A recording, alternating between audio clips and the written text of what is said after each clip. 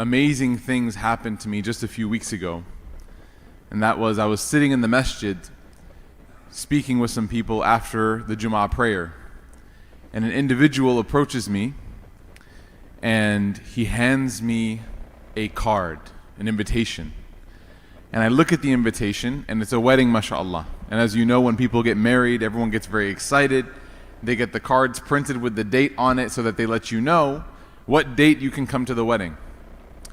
So I looked at the card and I looked at the date, and I instantly knew when I saw the date for the wedding that I was not available to attend. So I looked at the brother and I thanked him. I said, thank you for taking the time and generously inviting me to celebrate with your family, but I won't be able to make it. And he had the most strange look on his face when I said this.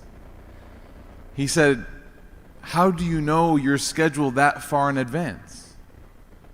I said, well, I looked back down at the card and I saw that the date was very soon. I said, this isn't too far. This is in June.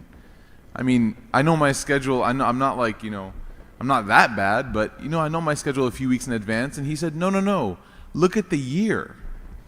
And the wedding was scheduled for June of 2018. And he was handing me an invitation for the wedding of his child over a year in advance. And subhanAllah, the first thing that I thought of was how excited must a person be to think and plan. And if you've ever been part of a wedding plan, it takes up a big majority of your energy and your resources and your time. And this person has started the process of planning their wedding over a year in advance. And I thought to myself that this reminds me of a beautiful characteristic that the Sahaba had. Not for weddings, but for Ramadan. That when you think of the month of Ramadan, a lot of us, may Allah subhanahu wa ta'ala allow us to see Ramadan.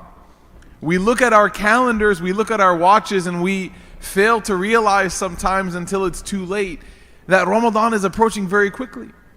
That the first night of Taraweeh will be 2 weeks from today, inshallah ta'ala. If the calendar suggests it. And we think to ourselves, man, it feels like we just did Eid. It feels like Ramadan just ended. I can't believe another year of Taraweeh, another year of Iftar, another year of Dua, another year of Quran. And when we look at the culture of the companions of the Prophet Muhammad ﷺ, as interesting and as excited as this brother was for the wedding of his child, the Sahaba had a very similar outlook with their month of Ramadan. The narrations tell us that after the month of Ramadan finished, the companions would pray as a part of their daily supplication, their daily dua. They would pray to Allah, "Oh Allah, accept from us our Ramadan," for 6 months. They would be so concerned that their Ramadan was not accepted that they would actually spend the next 6 months, 180 days, asking Allah, "Oh Allah, accept our Ramadan."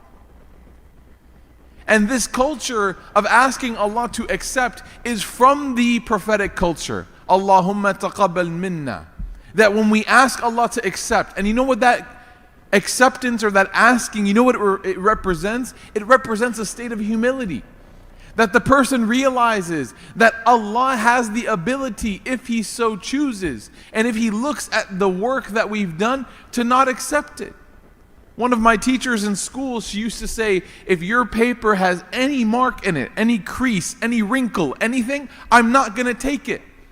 And we would say, why? All the work is done. She says, because when you fold your paper, when you roll your paper, it's a sign that you don't care about your work. You treat it well if you care about it. So the companions would pray to Allah to accept. Why? Because they cared about their month. It wasn't just an assumption, oh, Allah will accept it. Look at what I've done for Allah. 30 days of fasting, 30 days of praying. Wow, I'm a special person. No, they had this sense of humility. And then after those 6 months had passed, they would make this dua. And this dua is the focus of today's khutbah. Allahumma ballighna Ramadan. They would pray to Allah, "Oh Allah, allow us to reach Ramadan. Give us the privilege and blessing of being able to experience another Ramadan." And so in that way, if you look at the whole 12-month calendar, their entire year was Ramadan focused. Not a day went by except that they thought about the month of Ramadan. And this reminds me of a beautiful statement of Ibn Ata'illah, this very famous Islamic thinker and scholar. He said that if you were to take a bag of gold or diamonds or money, anything that's precious to human beings, okay? Maybe for some of us it's samosas, right? You were to take a bag of something so valuable, and he said if you put it in the middle of a field of cows, of animals, they would not have any interest in your gold. But if you took a bag of grass or grain or barley and you put it in that same field of cows, they would be excited and they would be rushing over to the bag to see what it was. But if we put that same bag of grass here at the ISBCC and we said, "Free grass, take some," we would probably end up with the same amount of grass that we started with. But imagine if we put that same bag of gold at the front of the door and said, "Free gold, take some." Right?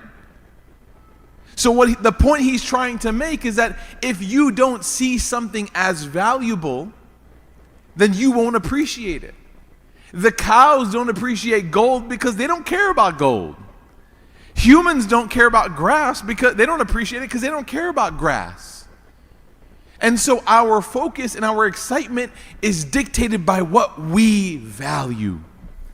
When you value something, you get excited at the prospect of it. So if we think of Ramadan and there's no sense of excitement, the question we have to ask ourselves is, do we value Ramadan? Is there any value for this month for us? Or is it just a yearly thing that we do? The Sahaba, they valued it. That's why they would pray every day regarding their Ramadan. And that dua that we're going to talk about, Allahumma ballighna Ramadan, there is a sense of desperation when you understand what they're saying. It's not, "Oh Allah, please give us Ramadan if we can." It's desperation. "Oh Allah, if you don't give us Ramadan, I have no idea what I'm going to do." As they're opening their hands praying for this month, they're thinking about the last 11 months where shaitan has influenced them and trained them, and there's a long list of deficiencies that they have with their relationship with Allah, and the only solution for those problems they see is Ramadan. And so when we sit here 2 weeks away, I have to ask myself, and everyone here has to ask themselves, how much have we asked Allah to deliver us to this month? Not out of convenience, not out of looking forward to the iftars and the reciters, but simply because we need this month to fix us, to get us right. You know, some of us have gone through things in this past year that have broken us, that has left us damaged. It could have been a layoff from work, it could have been a divorce, it could have been an illness, it could have been anything. Maybe there's family grudges. We need to see Ramadan as the time of fixing those things, of repair, of healing. And also, most importantly, it's the time of miracles. Ramadan is the time where everything you thought that was impossible becomes possible. And there's 3 examples from the seerah. The Prophet Muhammad ﷺ, when he was at the age of 40, he had a practice of going to the mountains, going to his cave in Ghari Hira. And he would sit there and contemplate about the reality of society. I don't know how many of us have ever picked up a seerah book and read about what the culture was of the Meccan Arabs, and really the Arabs in all of Hijaz, what the culture was there, how they were, how far away they were from virtue and nobility and goodness and khair. They used to do things that, subhanallah, we would, even as troubling as the world is today for us, with all of the war and death and poverty, they would do things in the culture of Arabia at the time of the Prophet ﷺ that would make even the most heinous person right now say, wow, that is bad. And so it's very easy for us to look at this country of people who would abuse their families, who would bury their daughters alive, who would rob people in the middle of a city, hold them up, people who would abuse alcohol. It's very easy for us to look at these people and say to them, they will never find guidance. I want you guys to imagine that I said to you that after inshallah Jum'ah prayer, Bill O'Reilly wants to come take Shahada. Right? Or Donald Trump will be joining us for his Shahada inshallah after the prayer. That's not true. There's a kid who's losing his mind right now. It's not true, right? But the point is, you all would say, no, I don't believe it. Why? Because we view people and things as being so far gone from Islam that there's no chance it would take a miracle. So you look at this city in the heart of Arabia and you look at their deficiency, their weakness, their brokenness, their distance from Allah, and you look at them from 10,000 feet and you say, man, these people will never get it right.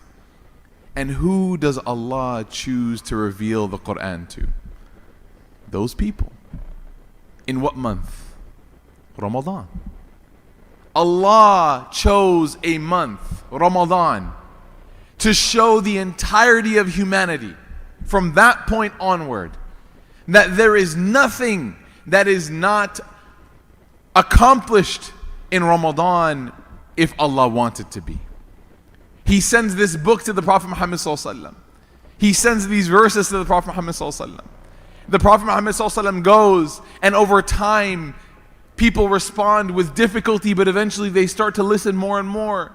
And you have the Hamzas radiallahu anhu who convert. You have the Umars who convert. Eventually you have the Abu Sufyans who convert. The Hinds who convert. You have all these people who everyone would have said there's no chance, and they accept Islam. When was this book revealed? In Ramadan. The time of miracles. The time where the impossible becomes possible. Another example from the Seerah is the Battle of Badr. You know the Battle of Badr? When you think of the Battle of Badr, every Muslim thinks of victory, overcoming the odds. The Quraysh had a 3-1 lead, right?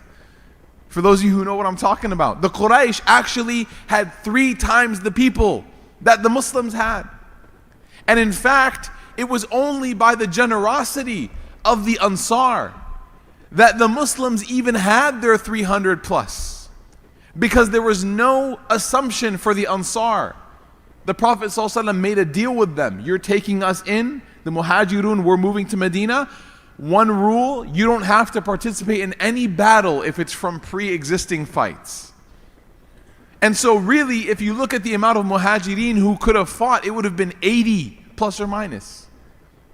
So the Ansar joined them, another miracle.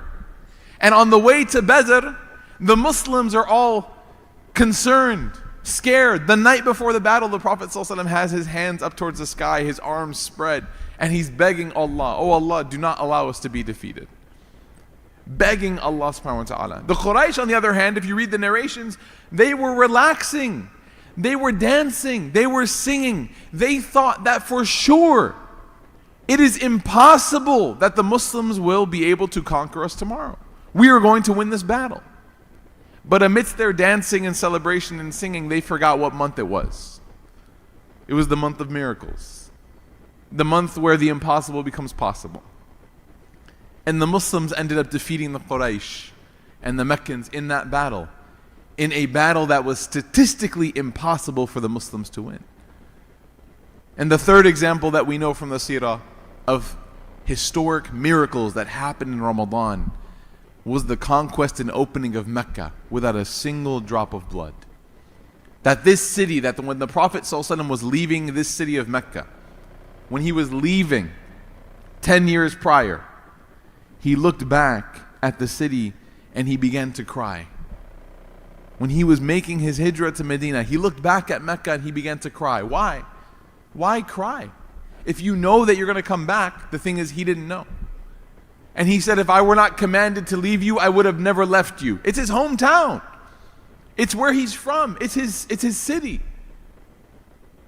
And Allah subhanahu wa ta'ala, years later, allows the Muslims who are seen as barely surviving to grow and prosper and come back and reunite them with their extended families and their hometown and where they lived without a single drop of blood. This would have been seen as impossible.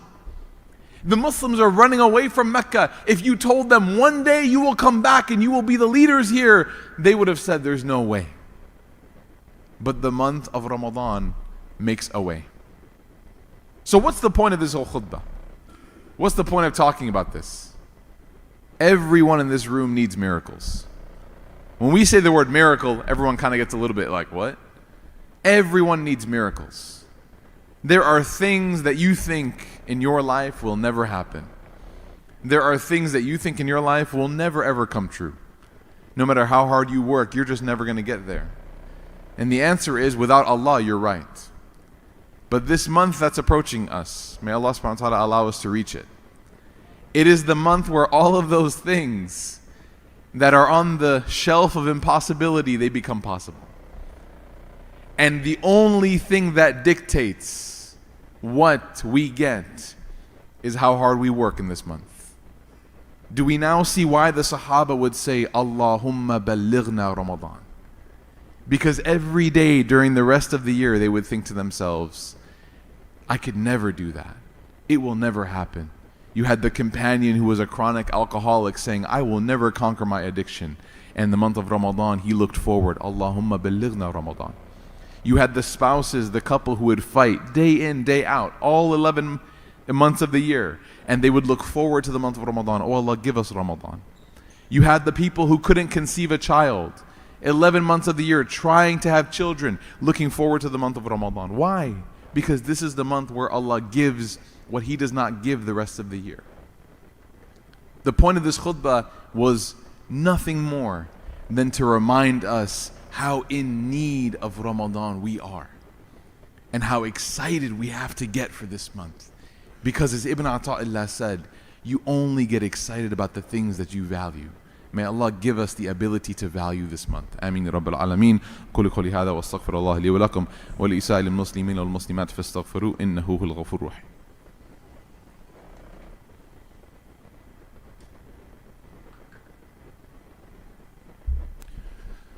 الحمد لله رب العالمين والصلاة والسلام على إمام الأنبياء والمرسلين سيدنا محمد صلى الله عليه وسلم وعلى آله وصحبه ومن تبعهم بإحسان إلى يوم الدين اللهم اجعلنا منهم آمين. There's a famous saying about planning that says that if a person plans to fail, if they fail to plan, then they plan to fail. That if a person does not take the time to think and strategize about what they want to accomplish in something, they will never succeed in anything. I'm going to give everybody 2 pieces of advice that I am going to do this Ramadan. This is mine. This is the recipe for AbdelRahman's Ramadan. And if you'd like, you can share it. Number 1 is I want to truly every day take time and be alone with Allah where I can make dua to Him. Not with people. That's good. Not when people tell me to make dua. That's good too. But what is great is when you find yourself alone where no one else is with you and you open your hands and you call to Allah. Ibn Ata'illah, he says that a person will never be able to make dua properly until they understand one secret. You want to know what that secret is? He says the secret is the person has to truly understand how helpless they are. They have to truly grasp how needy they are. You want to know why? Because if I don't believe that I'm needy, how sincere will my request be? If I think that I handle all of my life, how sincere will my request be? But if I realize that without the permission of this one, that the thing that I'm asking for will never come true, then the tears start to flow. Because you realize how helpless you are. You realize that you have no control over your situation. And so my goal for this month is to humble myself. Because arrogance is the drug of the person who thinks that they don't need anything. Arrogance is the source. It's the fuel for the person who thinks they take care of themselves. أَنَا خَيْرٌ مِّن. I'm better than him. خَلَقْتَنِي مِن نَارٍ وَخَلَقْتَهُ مِن طِينٍ, as Shaitan said. I'm better than him. I don't need that. Whatever you're telling me to do, I don't need it. Right? Arrogance is that fuel. So my goal for this month, may Allah grant us all success, is humbling myself to where my dua actually leaves my hands. Because a lot of our dua is shackled by the weight of arrogance. It doesn't even leave the hands. May Allah forgive us. The second goal that I have is that Ramadan is a time of inner purification for ourselves, but it's also a time of community purification, family purification. And my goal, inshallah, this month is to identify the people that I have wronged in my life, those that I have hurt with my words, my statements, my actions, and to go and beg forgiveness from them. Because truly there will be a group on the Day of Judgment that they will have nothing against or between them and paradise but the people that they've wronged. And they will be staring at the gates of Jannah begging to get in, but the people that they've hurt will be standing in between, and they'll say, why did you treat me this way? And so my goal for this month is to apologize and seek forgiveness from those that I've wronged. And we may think that, you know what, this one doesn't apply to me very much, but unfortunately, as human beings, we've all made mistakes here and there. So be honest with yourself and try to rectify the situations in your home, with your friends, with your family, with your community. We ask Allah subhanahu wa ta'ala to give us tawfiq. We ask Allah subhanahu wa ta'ala to allow us to see Ramadan. Allahumma ballighna Ramadan. We ask Allah subhanahu wa ta'ala to give us the excitement and value for Ramadan. We ask Allah subhanahu wa ta'ala to make this Ramadan the best Ramadan we've ever had.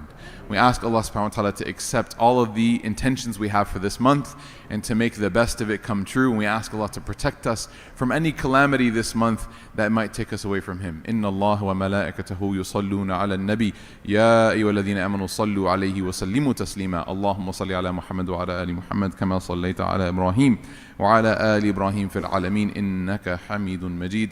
اللهم بارك على محمد وعلى آل محمد كما باركت على إبراهيم وعلى آل إبراهيم في العالمين إنك حميد مجيد. إن الله يأمر بالعدل والإحسان وإيتاء ذي القربى وينهى عن الفحشاء والمنكر والبغي يعظكم لعلكم تذكرون. أقيموا الصلاة.